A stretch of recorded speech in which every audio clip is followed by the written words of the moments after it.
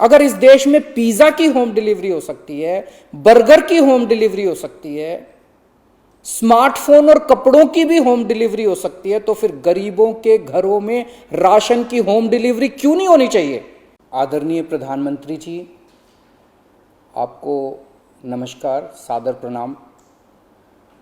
आज मैं बेहद व्यथित हूं और मैं सीधे आपसे बात करना चाहता हूं।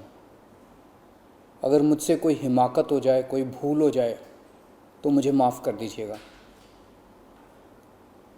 दिल्ली में अगले हफ्ते से घर घर राशन पहुंचाने का काम शुरू होने वाला था। मतलब अब एक गरीब आदमी को राशन की दुकान पे धक्के नहीं खाने पड़ते, बल्कि सरकार बढ़िया तरीके से अच्छे राशन पैक करके उसके घर भिजवाती। सारी तैयारी हो चुकी थी, टेंडर हो चुके थे, सारी तैयारी हो चुकी थी। बस अगले हफ्ते से ये शुरू होने वाला था। ये क्रांतिकारी कदम होने वाला था और अचानक आपने 2 दिन पहले इसको रोक दिया। क्यों सर? आपने ऐसा क्यों किया? पिछले 75 साल से इस देश की गरीब जनता राशन माफिया का शिकार होती आई है। पिछले 75 सालों से हर महीने फाइलों में जनता के नाम का राशन जारी होता है, पर उनको मिलता नहीं है। अधिकांश राशन चोरी हो जाता है। ये राशन माफिया बहुत ताकतवर है सर, बहुत ताकतवर। आज से 17 साल पहले मैंने इस माफिया के खिलाफ आवाज उठाई थी, इस माफिया को ललकारने की हिम्मत की थी। तब मैं दिल्ली की झुग्गियों में, एक एनजीओ में काम किया करता था। उन झुग्गियों में गरीबों को उनका राशन नहीं मिलता था, उनका राशन चोरी हो जाता था। तब हमने हिम्मत की गरीब लोगों को उनका राशन दिलवाने की।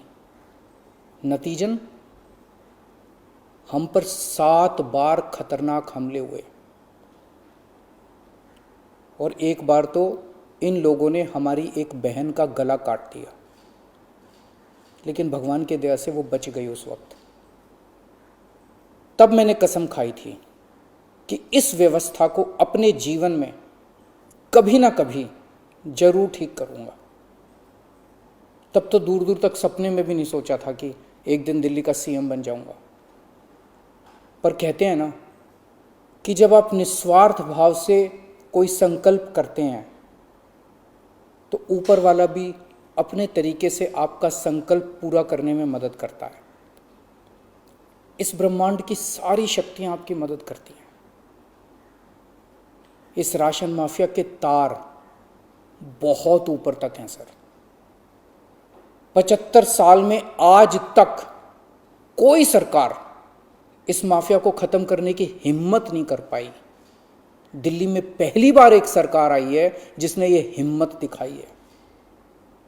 अगर ये घर घर राशन व्यवस्था लागू हो जाती ना सर, ये राशन माफिया खत्म हो जाता। पर देखिए ये राशन माफिया कितना ताकतवर निकला। दिल्ली में ये योजना अगले हफ्ते से लागू होने वाली थी और 1 हफ्ता पहले इन्होंने इसको खारिज करवा दिया। आपने ये कह के हमारी स्कीम खारिज की है कि हमने केंद्र सरकार से इसकी अप्रूवल नहीं ली। ये गलत है सर। हमने एक बार नहीं, 5 बार आपकी अप्रूवल ली है। ये रही सारी चिट्ठियां। केंद्र सरकार को हमने इतने सारे खत लिख के बताया कि हम ये योजना दिल्ली में लागू करने जा रहे हैं। कानूनन हमें दिल्ली में ये स्कीम लागू करने के लिए केंद्र सरकार की कोई अप्रूवल लेने की जरूरत नहीं है। कानूनन इस स्कीम को लागू करने के लिए राज्य सरकार पूरी तरह से सक्षम है। लेकिन हम केंद्र सरकार के साथ किसी तरह का कोई विवाद नहीं चाहते थे, इसलिए हमने एक बार नहीं 5 बार आपका अप्रूवल लिया है सर। मार्च के महीने में हमारी योजना पे आपकी सरकार ने कुछ आपत्तियां लगाई, हमने आपके सारे ऑब्जेक्शन पूरे कर दिए। जैसे हमने इस योजना का नाम मुख्यमंत्री घर घर राशन योजना रखा था। आपने ऑब्जेक्शन लगाया कि हम इस योजना का नाम मुख्यमंत्री के नाम से नहीं रख सकते। हमारा मकसद अपना नाम चमकाने का नहीं था, हमारा एक ही मकसद था, किसी भी तरह से ये स्कीम लागू हो और गरीबों को उनका राशन मिलने लगे। हमने आपकी बात मान ली, हमने स्कीम से नाम ही हटा दिया, और भी आपने जितने ऑब्जेक्शंस किए हमने सारे मान लिए। इस सब के बावजूद भी आप कहते हो हमने आपकी अप्रूवल नहीं ली। और कैसे अप्रूवल लेते हैं सर? अब और कैसे अप्रूवल लें? इस सब के बाद भी आपने ये स्कीम खारिज कर दी, क्यों सर? लोग पूछ रहे हैं, अगर इस देश में पिज्जा की होम डिलीवरी हो सकती है, बर्गर की होम डिलीवरी हो सकती है, स्मार्टफोन और कपड़ों की भी होम डिलीवरी हो सकती है, तो फिर गरीबों के घरों में राशन की होम डिलीवरी क्यों नहीं होनी चाहिए? सारा देश जानना चाहता है आपने ये स्कीम खारिज क्यों की सर?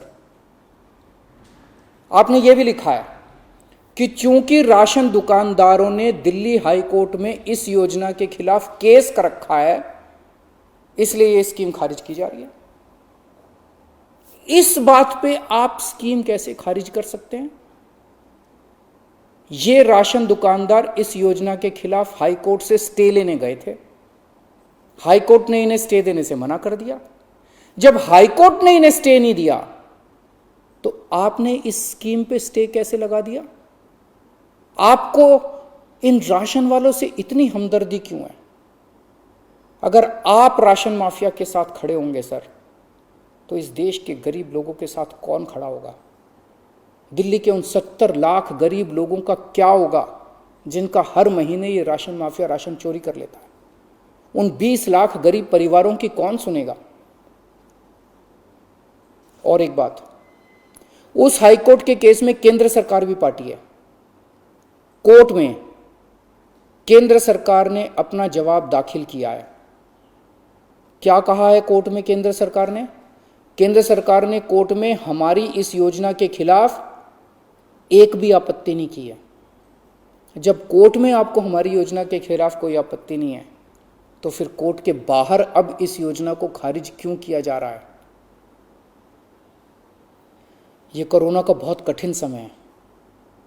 मैं कई ऐसे लोगों को जानता हूं जो कोरोना होने के डर से राशन लेने नहीं जाते। राशन दुकान पे भीड़ लगती है, लोगों को लगता है कि अगर वो राशन लेने गए तो उन्हें कोरोना हो जाएगा। ये सब गरीब लोग हैं सर। इनमें कई लोग कोरोना काल में अपनी नौकरी खो चुके हैं, उनके घर में अब खाने को नहीं है। अगर हम उन्हें इनके घर तक राशन पहुंचाना चाहते थे तो इसमें आपको क्यों आपत्ति है? कहा जा रहा है कि तीसरी लहर बच्चों पे भारी पड़ेगी। अगर उनके माता पिता को राशन दुकान पे भीड़ की वजह से कोरोना हो गया तो उनके बच्चे भी तो फिर कोरोना ग्रसित हो जाएंगे। मुझे तो लगता है सर कि कोरोना काल में केवल दिल्ली ही नहीं बल्कि पूरे देश में घर घर राशन योजना तक या घर घर तक राशन पहुंचाने की इस योजना को लागू कर देना चाहिए। ये दुकानें सुपर स्प्रेडर हैं। राशन की दुकानों पे लगने वाली भीड़ से बचा जा सकेगा। कितने ऐसे बुजुर्ग हैं सर जो राशन की दुकान से राशन लेने नहीं जा सकते? कितनी ऐसी गर्भवती महिलाएं हैं जो राशन की दुकान से राशन नहीं ला सकती? अगर हम उनके घर राशन पहुंचाना चाहते हैं तो इसमें क्या समस्या है? केंद्र सरकार के कुछ ऑफिसर कह रहे हैं कि इस स्कीम के खारिज होने का असली कारण यह है क्योंकि केंद्र सरकार का राशन है। यह योजना लागू करके दिल्ली सरकार को इसका श्रेय क्यों मिलना चाहिए? सर यकीन मानिए, यह काम मैं रत्ती भर भी क्रेडिट के लिए नहीं कर रहा। मेरा सिर्फ एक ही मकसद है, किसी भी तरह गरीबों को उनका पूरा राशन मिले। आप प्लीज मुझे यह लागू कर लेने दीजिए। सारा क्रेडिट आपका, सारा श्रेय आपका। मैं खुद सारी दुनिया से कहूंगा खड़ा होकर कि ये योजना मोदी जी ने लागू की है। और फिर ये राशन ना आपका है ना मेरा है। ये राशन ना आम आदमी पार्टी का है ना भाजपा का है। ये राशन तो इस देश के लोगों का है और इस राशन की चोरी रोकने की जिम्मेदारी हम दोनों की है। इस वक्त देश बहुत भारी संकट से गुजर रहा है। ये वक्त एक दूसरे का हाथ पकड़ के मदद करने का है। ये वक्त एक दूसरे से झगड़ने का नहीं है। लोगों को लगने लगा है कितनी मुसीबत के समय भी केंद्र सरकार सबसे झगड़ रही है।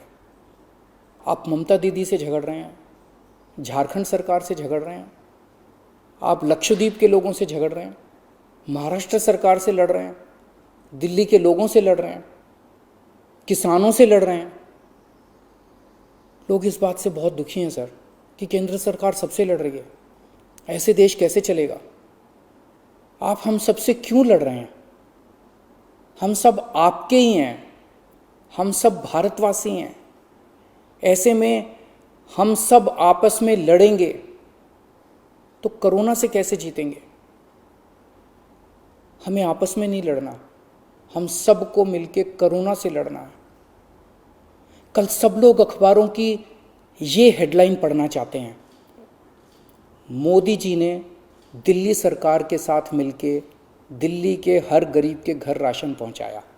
ये पढ़ना चाहते हैं लोग टीवी चैनलों पे ये ब्रेकिंग न्यूज़ देखना चाहते हैं कि मोदी जी और केजरीवाल ने मिलके दिल्ली के लोगों के गरीब लोगों के घरों तक राशन पहुंचाया। लोग ये खबर पढ़ना चाहते हैं सर, लोग ये खबर सुनना चाहते हैं।